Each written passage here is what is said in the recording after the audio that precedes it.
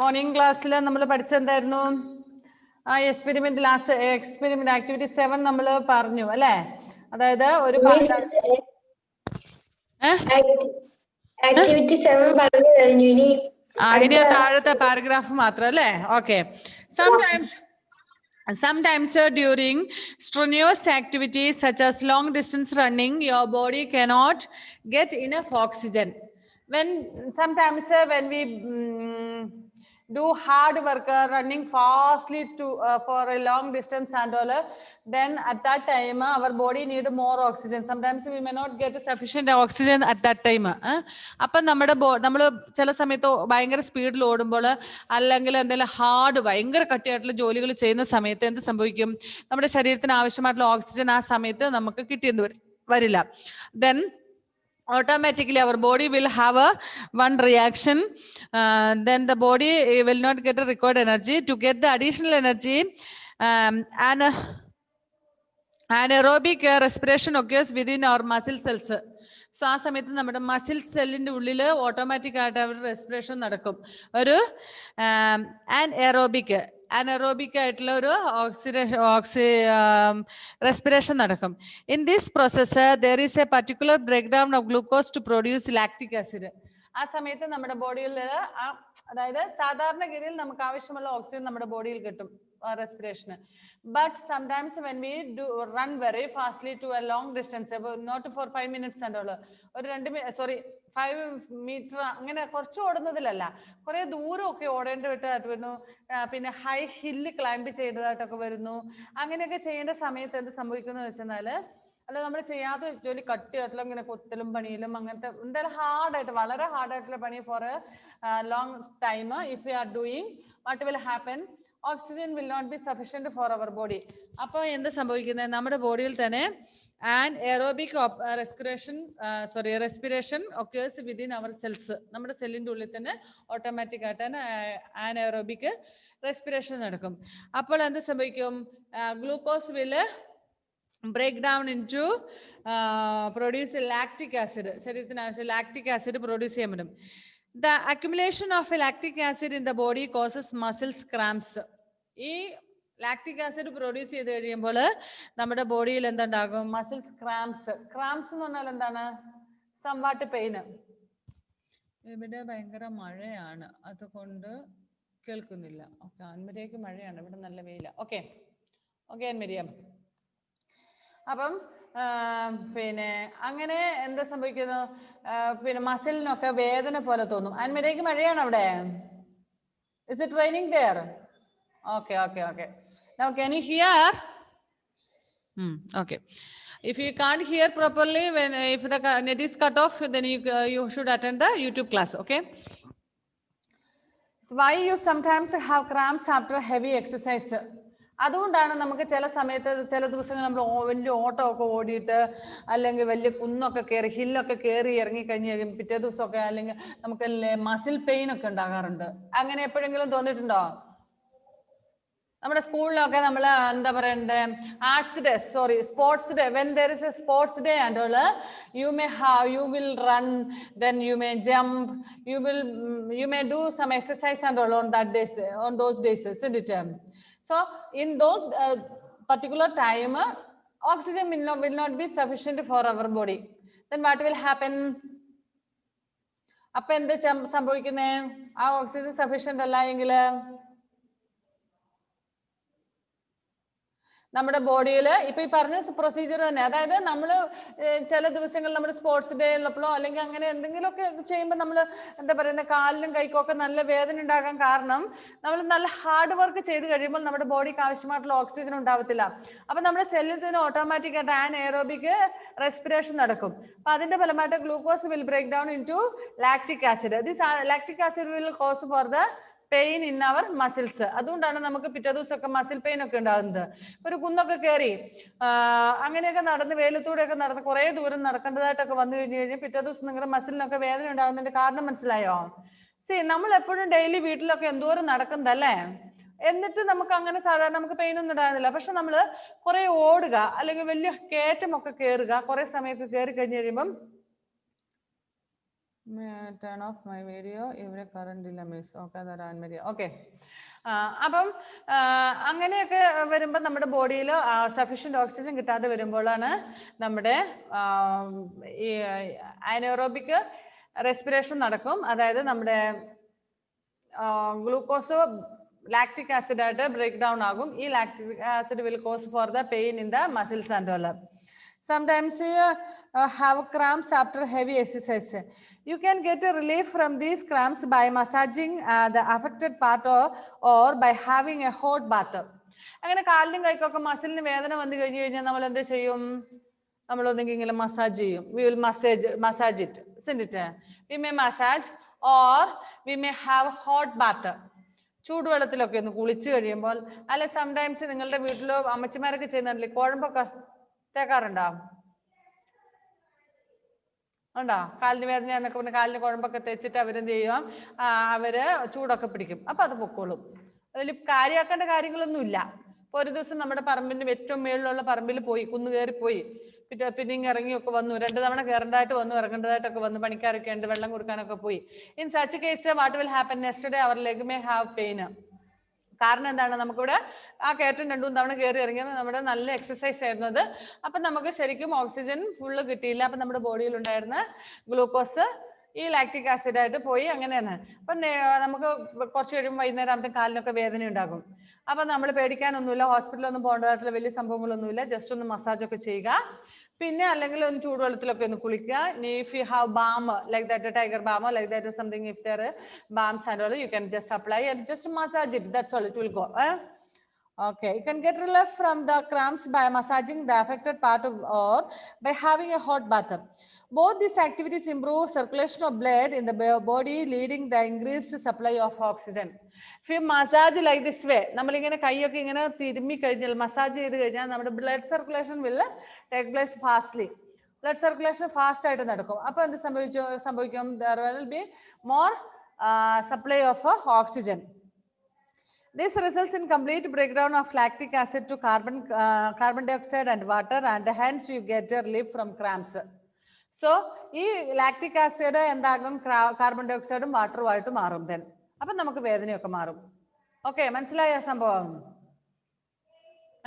അന്മരിയൊക്കെ മനസ്സിലായോ? അതായത് നമ്മൾ വലിയ കുറെ ഓടുക, അല്ലെങ്കിൽ എന്തെങ്കിലും സാധനങ്ങളൊക്കെ ചുമന്നുകൊണ്ട് കിടക്കുക, അങ്ങനെ ഹെവി ആയിട്ട് എന്തെങ്കിലും വർക്കുകൾ കുറച്ച് സമയത്തേക്ക് ചെയ്ത് കഴിയുമ്പോൾ നമുക്ക് സഫീഷ്യൻറ്റ് ഓക്സിജൻ കിട്ടാതെ വരും.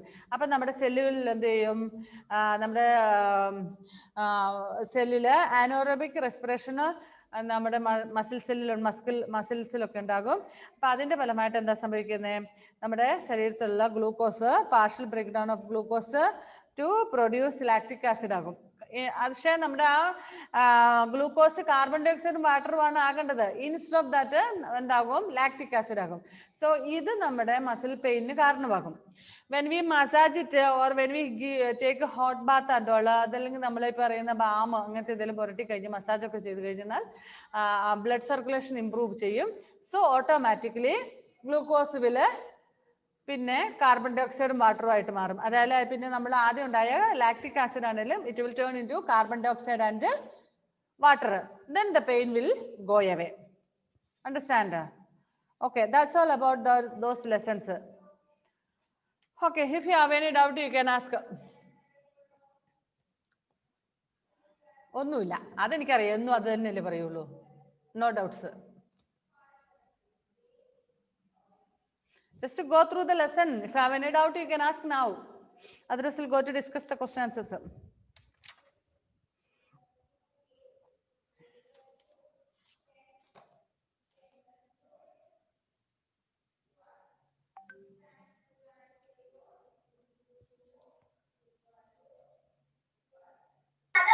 Miss, activity 3 എന്താ? Activity 3. Activity 3.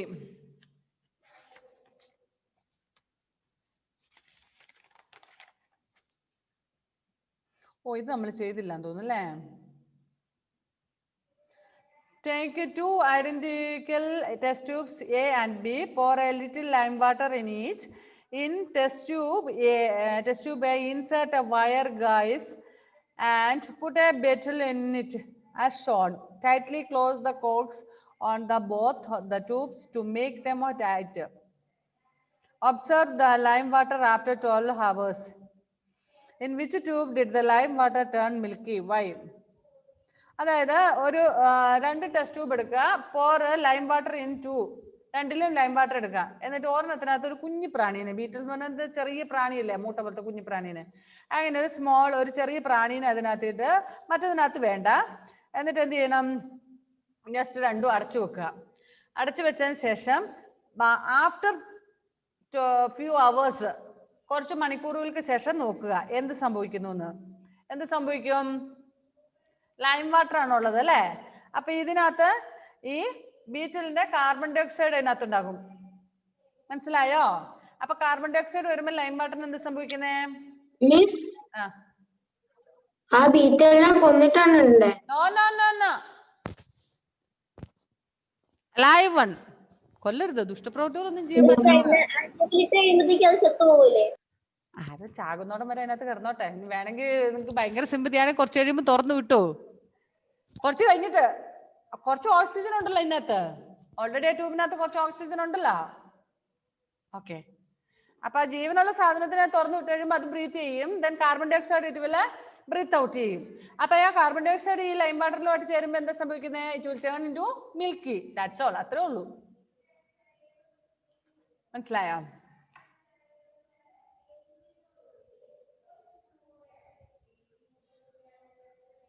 അതായത് വെള്ളത്തിനകത്തേക്ക് ഇടില്ല, പാവം മുങ്ങിച്ചാകും.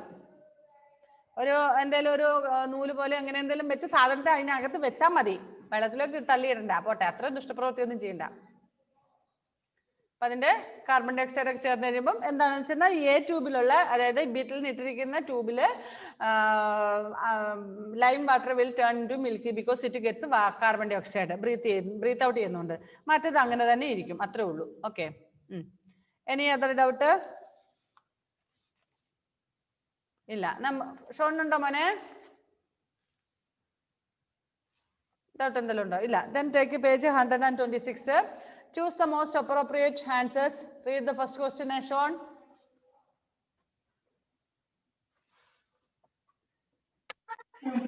In insects, exchange of gases take place through dash spiracles, gills, lungs, stomata. Unmute and say the answer. എന്തിനാ മ്യൂട്ട് ചെയ്ത് വെക്കുന്നത് ഇപ്പം question വായിക്കുമ്പോ?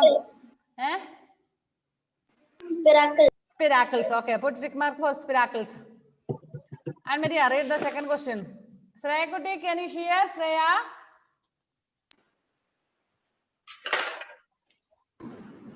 Through which tubes does air enter the lungs from the windpipe?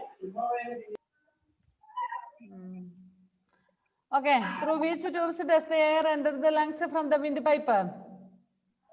Bronchi. Bronchi, yeah. Okay, next third one, read.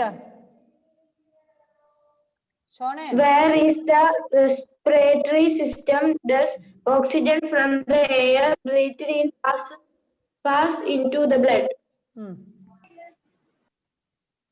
Alveoli. Alveoli. Okay, next read. Which of these is not true about cellular respiration? Read the answer. It occurs only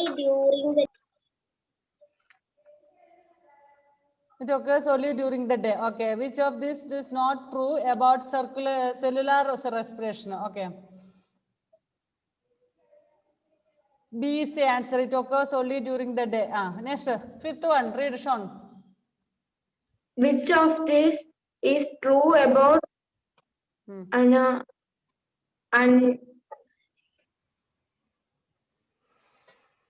anaerobic respiration? Sometimes it occurs in the human body also. In the human body also. Okay. D is the answer for that. Okay, sixth one. Exchange of gases in plants take place through the dash. Stomata. Okay. Stomata. Just read, Sean. During which process is energy released? Internal respiration. Internal respiration, B.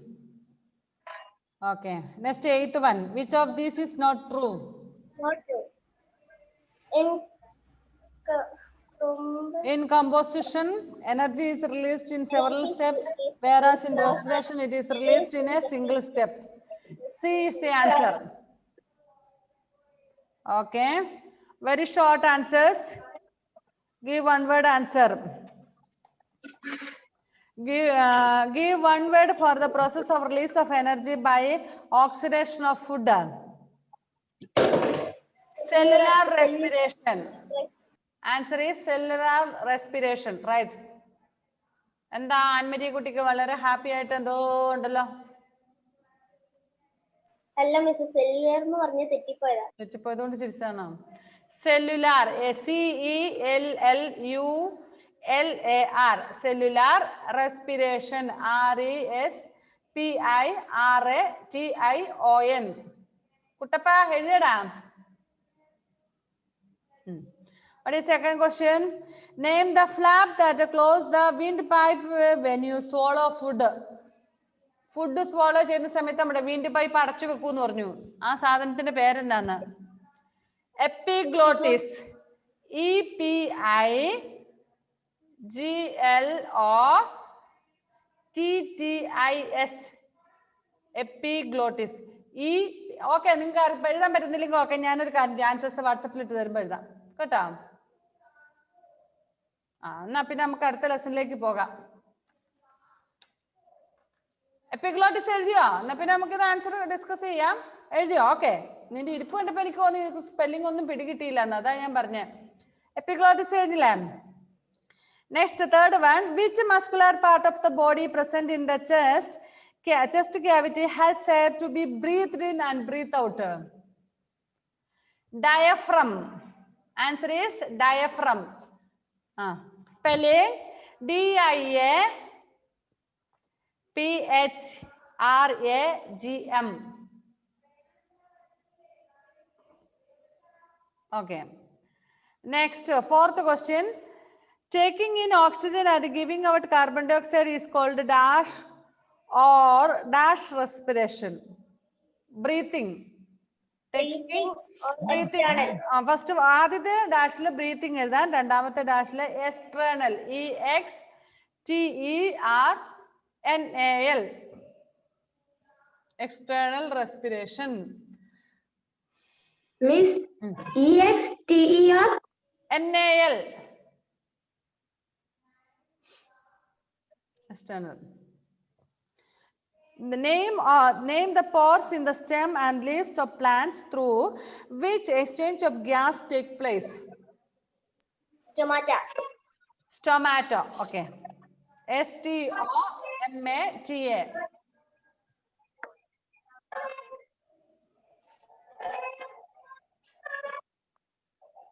Next, sixth question. In amoeba, exchange of gas occurs by dash through the cell membrane.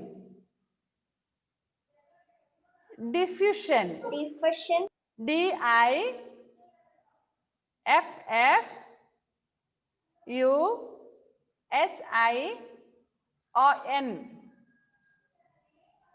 Once again, DIFFUSION. Diffusion. Next, seventh question. Exchange of gas in fishes occurs through gills. True or false? True. നമ്മൾ മറ്റേ നമ്മുടെ ഫ്രോഗിന്റെ കാര്യമൊക്കെ പറഞ്ഞല്ലേ? Okay. Gills. Next, eighth one. During cellular respiration, the sugar molecules in food are dash to form carbon dioxide and water. Oxidized. OXIDIZED.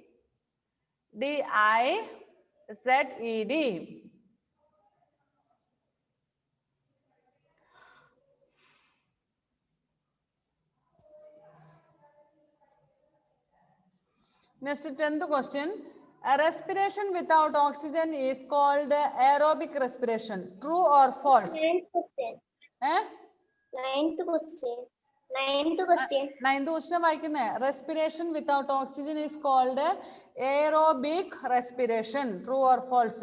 False. False. Okay. Anaerobic എന്നാ പറയുന്നത് അല്ലേ? Okay. അതുകൊണ്ട്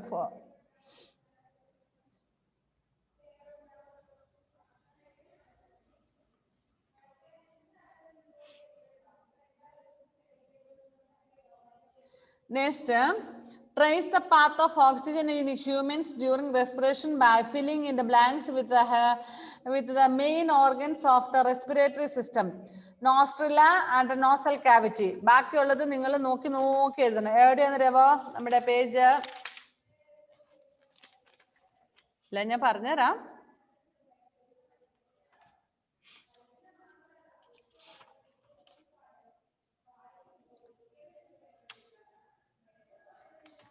page number 120-ലാണ്.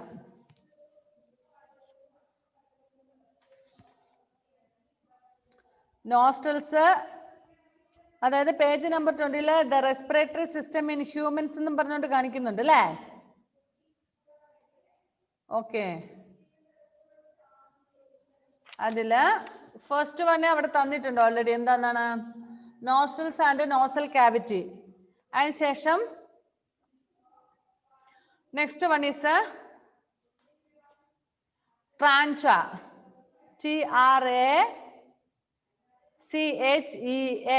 trachea. trachea. or like windpipe. Next one is next dash bronchi. bronchi. bronchi spelling avadi undu. അപ്പൊ ബാക്കി രണ്ടെണ്ണം കൂടെ വേണം. പറയാം. ലങ്സ്. ലങ്സ് അവിടെ ഉണ്ട്. Next blood vessels. Blood vessels.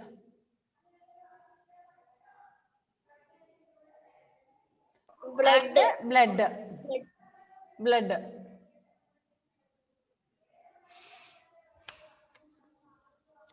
Next question എഴുതിയ മോനെ.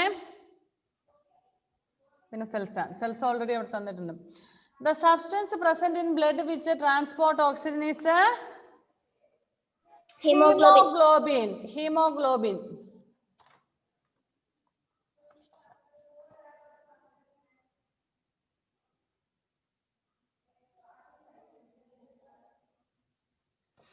Haemoglobin. Okay. Okay, we shall take the next lesson. Shall we question answers and all WhatsApp ൽ അയച്ചുതരാം കേട്ടോ. Okay.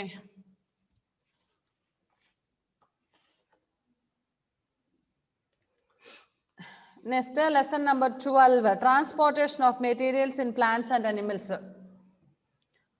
നമുക്കറിയാം all living things need food. ഈ food നമ്മൾ ജസ്റ്റ് ടേക്ക് അവർ എക്സാമ്പിൾ. നമ്മുടെ example തന്നെ എടുക്കുക. എന്താ ഷോണപ്പ ആരോടാ ഈ വർത്താനം പറയുന്നേ? തന്നെത്താനെ പറയുന്നതാണോ? Who is there? Mummy or Shefi? വെറുതെ അല്ല, എന്നിട്ട് അങ്ങോട്ട് നോക്കി വർത്താനം പറയുന്നത് ഞാൻ കാണുന്നുണ്ട്. Okay, just take human beings. നമ്മളെ തന്നെ എടുക്കുക. ഹ്യൂമൻ ബീങ്സ് നമ്മൾ ഫുഡ് കഴിക്കുന്നു. It goes to our intestine. സ്റ്റൊമക്കിലേക്ക് നമ്മുടെ മൗത്തിൽ നിന്ന് ജസ്റ്റ് നമ്മൾ ച്യൂ ചെയ്തതിന് ശേഷം it goes through our food pipe into the stomach. സ്റ്റൊമക്കിൽ എത്തുന്നു. സ്റ്റൊമക്കിലെത്തി ഓൾ ഡൈജഷൻ കാര്യങ്ങളെല്ലാം അവിടെ തന്നെ നടക്കുന്നു. സ്മോൾ ഇൻറ്റസ്റ്റൈനിൽ, ലാർജ് ഇൻറ്റസ്റ്റൈനിലൊക്കെ ആയിട്ട് അല്ലേ? Then how it reaches to the whole part of the body, or will it remain back in the blood? ബ്ലഡിൽ തന്നെ അവിടെ തന്നെ വയറ്റിൽ തന്നെ നിൽക്കുവോ? ഇല്ല, നമ്മുടെ ബോഡിയുടെ ഹോൾ പാർട്ടിൽ എത്തുന്നുണ്ട് അല്ലെ? It reaches to the whole part of our body. How it takes place. And another example, ഈ ലെസൺ നമ്മൾ അങ്ങനെ പഠിക്കുന്നത്. Another example, if you have any plant at home and if you are watering, we know that a plant takes the water, the root of the plant, usually we pour the water at the bottom, isn't it? At the bottom of the plant only we are pouring water. Do you have any plant at home, Anne Maria? Or any vegetables or any flower plant, anything? Do you water it? Yes. Okay, where will you pour the water? Will you pour on the leaf or a flower on the top of the plant or the bottom of the plant? At the bottom, down part. അല്ലേ നമ്മൾ നിലത്ത് മണ്ണിലേക്കാണ് വെള്ളം ഒഴിക്കുന്നത്. പിന്നെ ചിലവരൊക്കെ വെള്ളമൊക്കെ ഒത്തിരി ഉള്ളവർ ലാവിഷായിട്ടൊന്ന് കുളിപ്പിക്കാൻ നോക്കും. ഞാൻ കണ്ടിട്ടുണ്ട് ചില ആൾക്കാർ ഒത്തിരി വെള്ളമൊക്കെ ഉള്ളവർ ഇങ്ങനെ പൈപ്പൊക്കെ പൊക്കി പിടിച്ച് നമ്മുടെ വാഴയൊക്കെ ആണെങ്കിൽ വാഴക്കൊക്കെ കുറച്ച് വെള്ളം ഇലയിലൊക്കെ ഒഴിച്ച് കുളിപ്പിക്കും അല്ലേ? ഓക്കെ. പക്ഷെ നമുക്ക് വെള്ളത്തിന് സ്കാർസിറ്റി ഉള്ളവർ at least they will pour little water at the bottom. Anyway, ആ ബോട്ടം നമ്മൾ സോയിലേക്ക് ഒഴിക്കുന്ന വെള്ളം ഈ പ്ലാന്റിന്റെ which part will absorb that? root will absorb that water. Then not only water, mineral also, mineral which is there in the soil, water and all will be absorbed by the root of the plant, isn't it? Then we know that it will be transported to the leaf of the plant. അത് അവിടെ തന്നെ വെച്ചാണോ cook ചെയ്യുന്നത്? ആണോ? അല്ല, അതിന് പകരം എന്ത് ചെയ്യുന്നു? ആ വെള്ളം അല്ലെങ്കിൽ മിനറൽസ് റൂട്ട് വലിച്ചെടുത്ത് മിനറൽസും വെള്ളവും ഒക്കെ ലീഫിലേക്ക് എത്തിക്കുന്നു. എങ്ങനെ ഇത് ട്രാൻസ്പോർട്ട് ആകുന്നു? പിന്നെ ലീഫിലെത്തിയതിനു ശേഷം leaf does the photosynthesis there. Leaf make food with the help of carbon dioxide and sunlight. ഈ വലിച്ചെടുത്ത ജലവും മിനറൽസും ഒക്കെ എടുത്ത് ഫുഡ് ഉണ്ടാക്കി എല്ലാ ഭാഗങ്ങളിലേക്കും അയച്ചു കൊടുക്കുന്നു. സസ്യത്തിന്റെ ലീഫിലേക്കും മറ്റു ലീഫിലേക്കും പിന്നെ ഫ്രൂട്ട്സിലേക്കും നട്ട്സിലേക്കും ഫ്ലവേഴ്സിലേക്കും to the whole part of the plant. നമ്മുടെ ഹ്യൂമൻ ബീങ്സിന്റെ അതെ ആനിമൽസിന്റെ അതെ എല്ലാം അങ്ങനെ. How it is transported? നമുക്ക് പറയാം നമ്മുടെ ബ്ലഡിലൂടെയാണെന്ന് പറയാം അല്ലേ? പക്ഷെ വാട്ട് അബൌട്ട് ദ പ്ലാന്റ്സ്?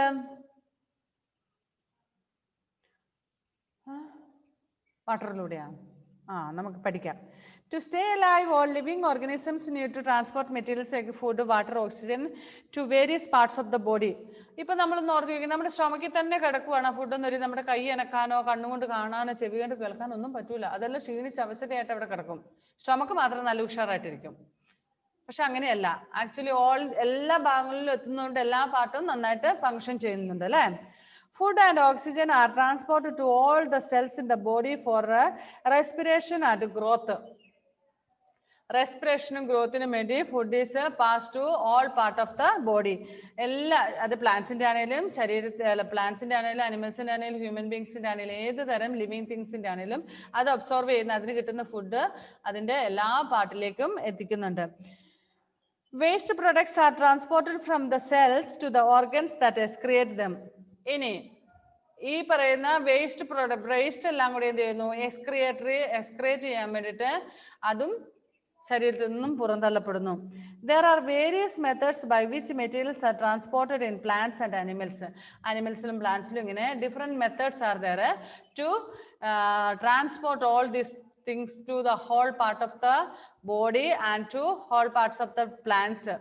അതുപോലെ excrete means removing the waste. To remove the waste also നമ്മുടെ ശരീരത്തിലുള്ള വേസ്റ്റുകളൊക്കെ റിമൂവ് ചെയ്യാൻ ഡിഫറെന്റ് മെത്തേഡ്സ് ഉണ്ട് അല്ലേ? ഓക്കെ, നമുക്ക് നോക്കാം. First, transportation of materials in plants. Most plants have a well-developed transport system called a vascular system. It is composed of specialized tissues called vascular tissues. There are two types of vascular tissues, xylem and phloem. Xylem and phloem എന്ന് പറയുന്ന രണ്ട് നമ്മുടെ ശരീരത്തിലെ സെല്ലുകളുള്ള പോലെ തന്നെ പ്ലാന്റ്സിലും cells ഉണ്ട്. ഈ cells മുഖാന്തരമാണ് ഈ കാര്യങ്ങളൊക്കെ നടക്കുന്നത് കോശങ്ങളിലൂടെ. അപ്പം have a well transport system called എന്താ ഈ ട്രാൻസ്പോർട്ട് സിസ്റ്റം മീൻസ്?